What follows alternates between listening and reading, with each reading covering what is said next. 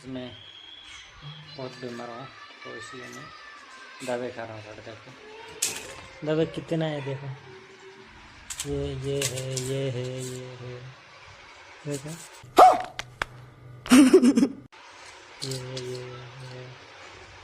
आज लेके आया ये वाला खाना पड़ा था। और इसमें कितना है दवाई, इसका स्लिप किधर है, देखो देखो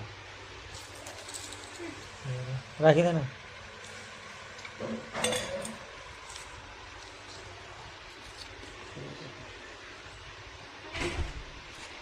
क्या करें गाइस, अभी तो मैं बीमार हूँ, ड्यूटी भी जा नहीं पा रहा हूँ।